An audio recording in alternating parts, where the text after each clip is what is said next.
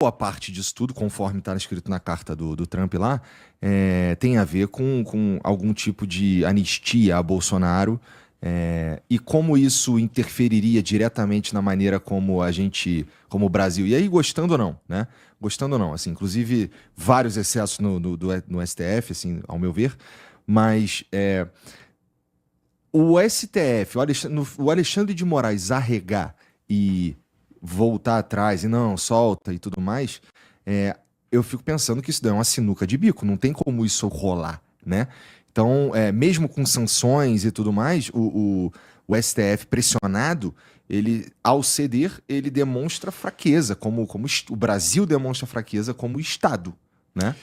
E olha, a grande diferença entre o Brasil e outros países que tiveram que ceder na América Latina é que o Brasil hoje não depende mais tanto dos Estados Unidos. Se um presidente americano tivesse feito o que o Trump fez agora, 25 anos atrás, a situação seria muito diferente. Porque naquela época os Estados Unidos eram um parceiro fundamental. Hoje, o Brasil exporta mais para a China do que para os europeus e para os Estados Unidos junto. Isso quer dizer que, é claro que para alguns setores o que acontece agora é péssimo, é muito ruim. Eu conversei mais cedo essa semana com uma grande empresa brasileira que produz maquinária para o agronegócio, por exemplo. Uhum. E com essa tarifa você está fora do mercado. Só que assim, essa empresa vende para 110 países. Então, há formas de você compensar essas perdas. Uhum. Você tem algumas empresas no sul que vendem madeira você tem na área do café, suco, etc., que dependem muito do mercado americano. Mas até essas empresas conseguem, de certa maneira, lidar com essa situação porque os Estados Unidos já não são tão importantes como eram antes. Então, nesse mundo que a gente, no mundo acadêmico, chama de multipolar, você tem opções. Então, o Brasil consegue resistir porque o custo econômico não é tão grande. A Colômbia, por exemplo, já não consegue. Então, teve uma treta entre o presidente colombiano, o Petro, e o Trump, pouco antes do São Valentim, nos Estados Unidos, que é dia 14 de fevereiro. E a Colômbia vende boa parte das rosas para o mercado americano. E aí o Trump diz, olha, se você não aceitar esses voos de deportação, que causavam bastante tensão na época, eu vou impor um embargo total contra seus produtos. E a partir isso foi num domingo. Se ele tivesse dito isso numa segunda-feira, com a bolsa na Colômbia aberta, o país teria colapsado. E aí o presidente colombiano, de esquerda, com uma visão bastante anti-americana, teve que ceder uma questão de horas. O Lula não precisa. Então você tem uma divisão na América Latina entre América Central, porque são países pequenos, muito dependentes dos Estados Unidos, México, muito grande, mas perto demais, né, com uma dependência enorme.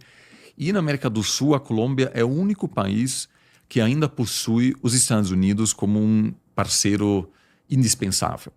Todos os outros países da América do Sul passaram por uma transformação histórica da sua inserção comercial no mundo. Tanto que 25 anos atrás, o Brasil vendia quase nada para os chineses. Agora é quase 1/3 das exportações. Isso cria uma situação em que não há necessidade para o STF recuar. Tanto que se ecoar uma vez, cria um precedente terrível, né, de você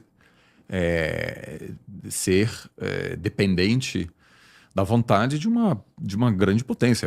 Que ninguém sabe que se o STF recuar agora, quem sabe que os Estados Unidos vai pedir daqui a uma semana. Quem sabe que a China vai pedir ao perceber esses caras estão suscetíveis à pressão externa. Então, nesse quesito é totalmente compreensível que diante do custo econômico menor, que o Brasil se articule e proteja sua soberania, né? Isso é normal. E até esperado. Há inclusive uma percepção entre assessores do Trump que até agora a estratégia de Trump não favoreceu o Bolsonaro, que na verdade complica demais, porque qualquer recuo por parte do STF agora será interpretado como se submeter aos interesses estrangeiros dos Estados Unidos. Então, em geral, eu acho que a estratégia de Trump, e não é só eu que diz isso, tem gente dentro da Casa Branca que reconhece isso em reuniões fechadas.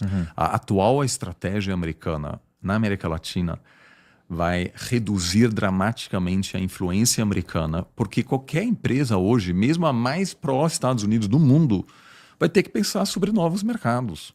É normal, eu quero que minha empresa sobreviva, eu vendo metade dos meus produtos por mercado americano. Os caras impõem tarifas, cara, vou ter que mandar uma delegação comercial para Vietnã, para Turquia, para sei lá quem.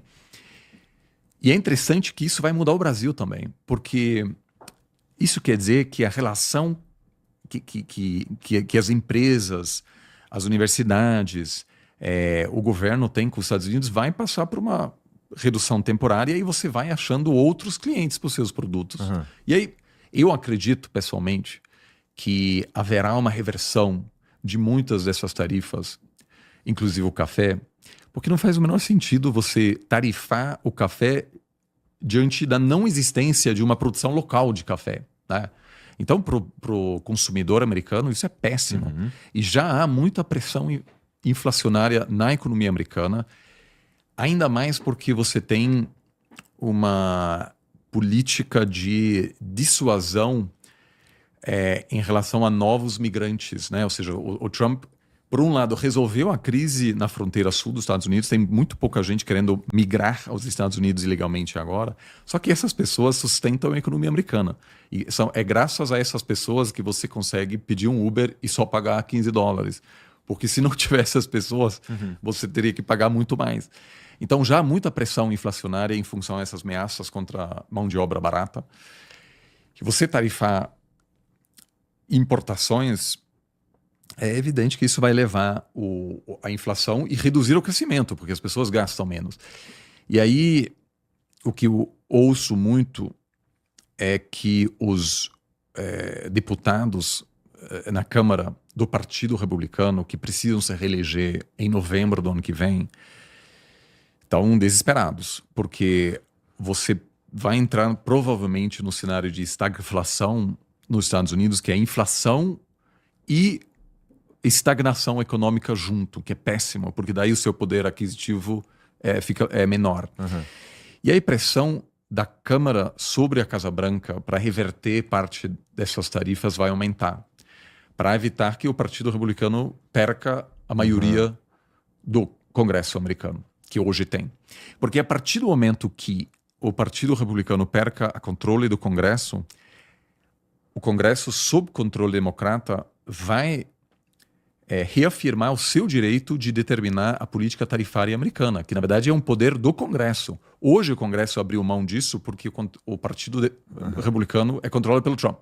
Então o Trump diz lá 50%, e o Congresso voluntariamente entregou esse poder ao Trump, que utiliza uma gambiarra de dizer estamos em emergência econômica, que é uma interpretação muito atípica. Então, provavelmente, há uma boa chance de que, a partir do ano que vem, essa realidade dos Estados Unidos imporem tarifas, reverterem essa situação, etc., isso pode acabar. Então, Entendi. mas, por enquanto, o caso brasileiro é complexo porque a relação entre o governo americano e o governo brasileiro realmente não é boa. Eu acho que o governo brasileiro cometeu um erro ao não marcar presença em Washington quando o Trump ganhou. E houve uma percepção, a gente voa embaixo do radar, não precisa fazer nada, Isso sempre foi a estratégia brasileira em Washington. Só que o bolsonarismo, sobretudo Eduardo Bolsonaro, foi muito ativo em Washington. Então, o que eu ouço muito, por exemplo, falando com um assessor de um senador americano, que fala, eu ouvi falar, né, vocês estão numa ditadura atualmente, é difícil, né, e tal, perseguição do Bolsonaro. E é uma pessoa centrista, mas que foi brifada por alguém do Brasil, que circulou lá.